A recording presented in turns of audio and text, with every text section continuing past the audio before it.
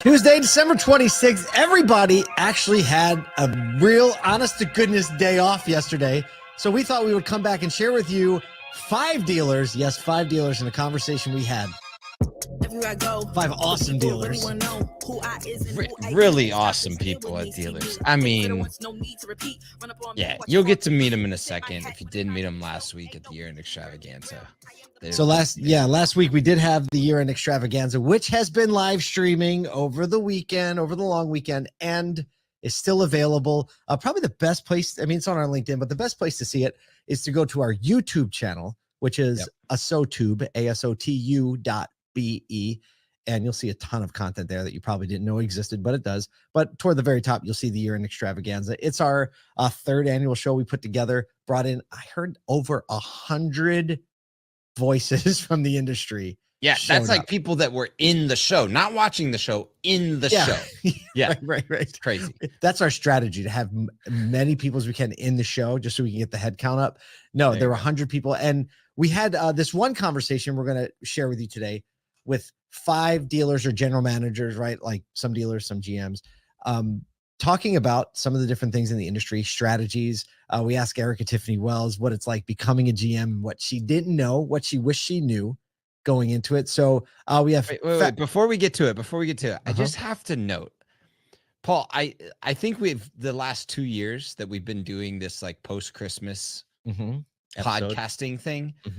I think I've reminded you of this, but like I have to note, for all of the people that have not been in dealerships in a long time, not spent a lot of time in dealerships or anything like that, like if you think Saturdays are busy, or you think like Saturday, August 8th is exciting in the car business, you've never walked in on the 26th and gotten the like level of like riled up energy within you about what's about to happen over the next 5 days. Yeah, forget end of month. This is end of month, nuts. End of quarter, end of year. It's like tennis. This is game, set, match point. Game, set, match. Like it is just unhinged. So for all of you out there that are walking into such a great point, I am just rooting for you, pumped for you, like get game face on, have a whole ton of fun.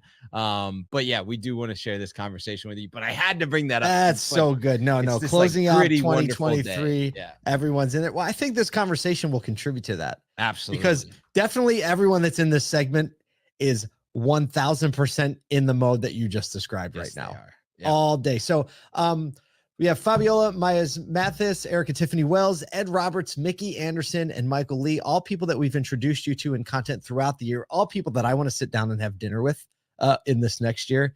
And we really think you'll enjoy this conversation we had with them at the year-end extravaganza. What better way to start the year-end extravaganza than by hearing from the driving force behind our industry, the auto dealers. So please welcome to the show some new and familiar faces: Ed Roberts, Michael Lee, Erica Tiffany Wells, Mickey Anderson, and Fabiola Mathis. We want to look a little bit back at the year that was, and there's been a lot of conversation in dealers, and it feels like there's been just a massive up and down. One of the recent conversations that we've got to have is, Mickey, with you, particularly around what's going on in the EV space, which is impacting so many dealers in unique and different ways, but also similar ways. Mickey, give us a little bit of a recap on exactly the people that you've brought together to have a conversation with political parties about how EVs are impacting dealers and consumers alike. Yeah, well, thanks. Happy holidays, and thanks for inviting me. In 2023, we saw probably the greatest influx of BEVs in the history of the industry, and I will tell you, we opened up the year with tremendous enthusiasm.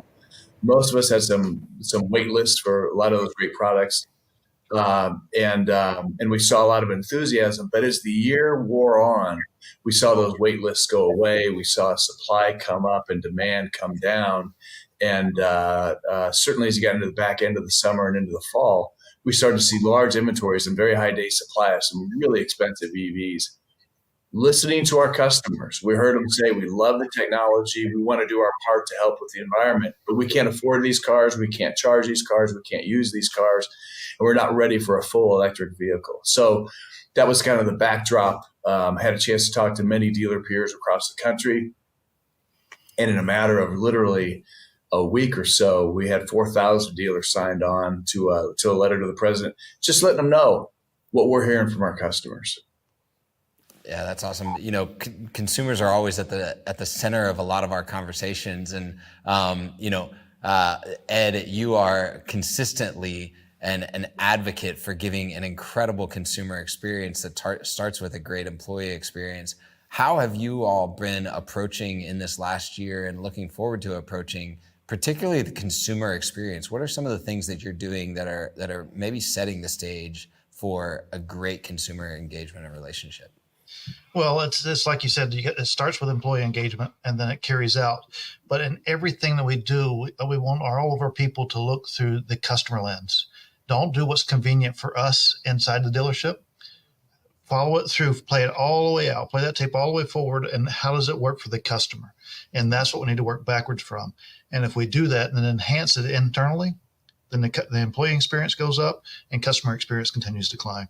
And when you do that in a growing environment, because it's easy to lose track of some of those things when you're growing, it's much easier to hang on to that as you're contracting a bit, but our business is constantly growing, and to continue to do that, it takes intentionality to continue to push that through every one of our department leaders to do that. Real quick, you've been intentionally growing your mobile service department, and I've seen a lot of commitment to that, which is a commitment internally, but also externally. Talk a little bit about how that's gone and what the roadmap for that in the future looks like. Well, most people will hear it first here. We are going to blow up remote services in 2024. Some of you guys have seen it, but we have hired a remote services director. It's a name that you guys are familiar with, and it is Jeremy Stevens. Hey. He has left this automotive group that he was at and came down to be a part of this ride. And customers have told us for decades that they don't want to go through the process that we forced them to.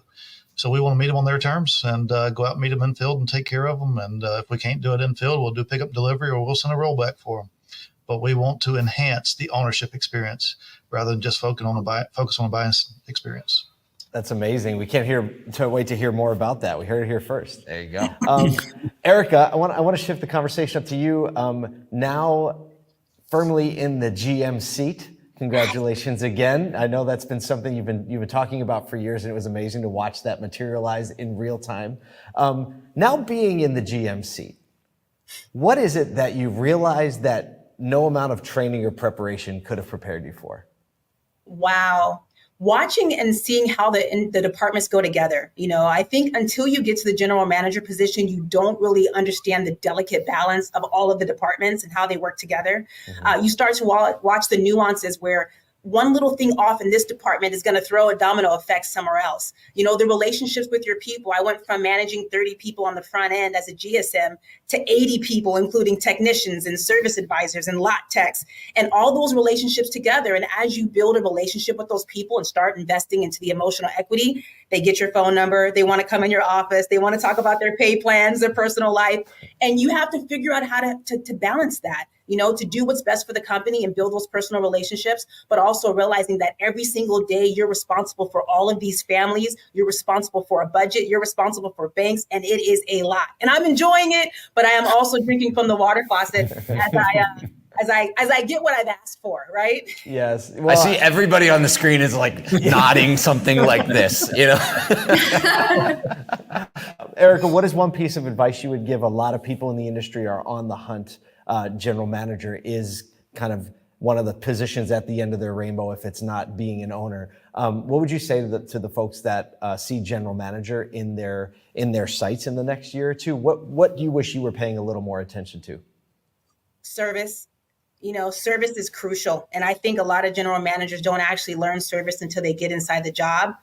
Service is a big part, a large part of the entire focus of the dealership. And when you understand how influential it is to that balance I was telling you about, you learn to appreciate a little bit differently. Our sales and service departments don't work well together. Our parts and service departments don't often work well together. And when you can figure out a way to guide all those departments together with a mutual respect, you start to get the lift and the buy-in and the confidence and the leadership to get each department to understand how critical it is, to the point that we've even bonus departments to work together to have common goals. Because when the dealership's goals are all aligned and all your people are backing every single one of them, then they understand, instead of pointing fingers at other departments, that let's work well together. So we've created these monthly or these daily huddles where we make every department manager meet for 20 minutes every day. And we talk about how well those departments should work together, any issues and concerns. So there's never any of that bubbling over volcano in the back, that they're coming together every single day to address the issues and realizing how well their departments have to work together for the success of the store.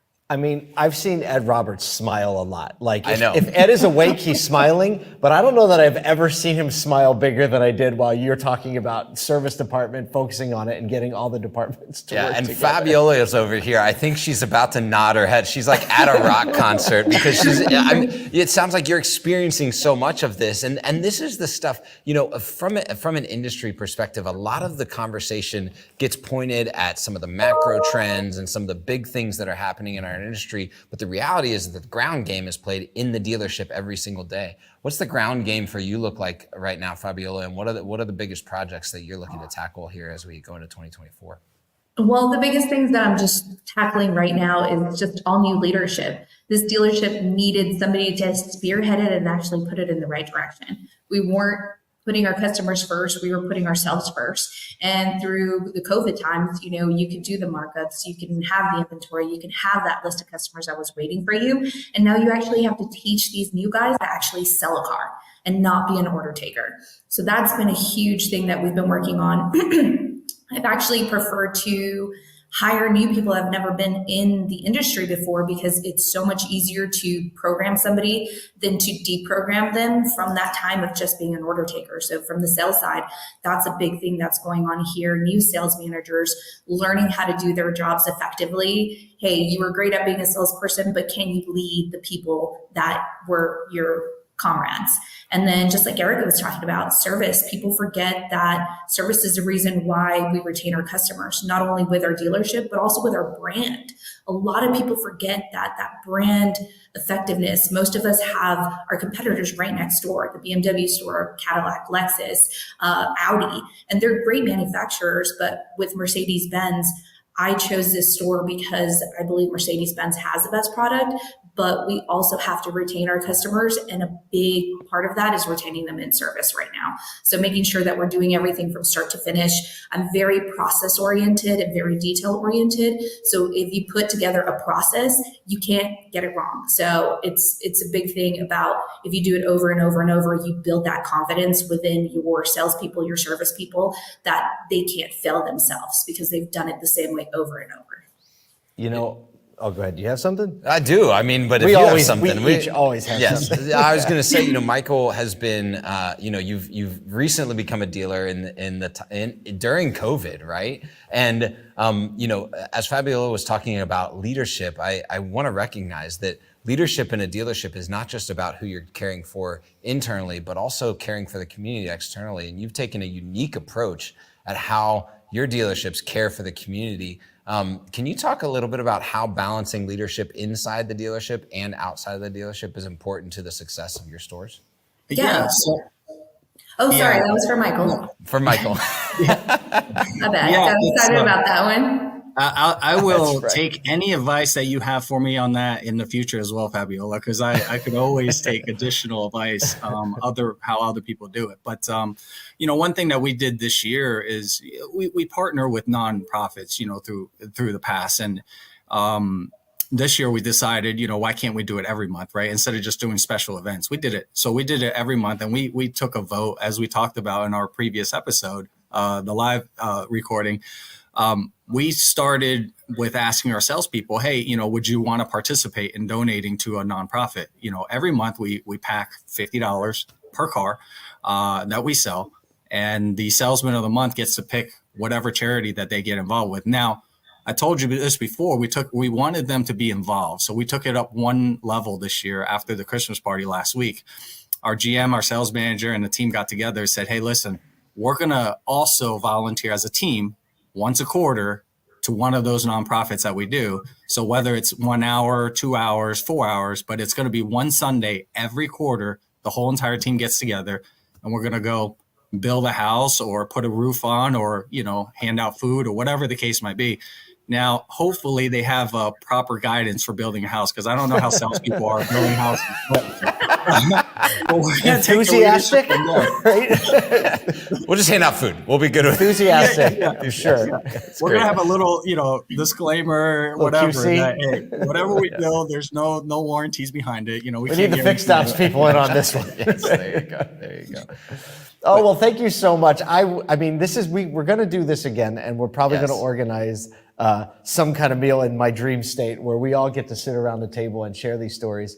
We're going to do more. Thank you so much. Unfortunately, we're out of time for today. You all are really the reason that the auto industry is the greatest industry in the country and in the world, is because of your level of care, concern, and that's no good without some operational excellence, because we need to be profitable. So thank you for being an example to all of us and sharing some of your time with us today. Paul, what a segment. I'm telling you what, it got me fired up. At the end of it, we said to all of them off camera, we were like, can we just have you guys over for dinner? And we'll just kind of let you talk for an hour. It's going to happen. Hey, I'm dead serious. We need to get every single one of them out to ASOTUCon. I think we will. Absolutely. And it's a great time to mention, did you know that ASOTUCon is already on the calendar next year? It is on the calendar. It is. I'm not good with dates, but I can tell you it's in May. Kyle, May 14th through 17th. And you can go to ASOTUCon right now and already start finding out more info about it. We're going to be releasing speakers and content and early bird tickets and all the tickets here over the next month. So stay tuned on that.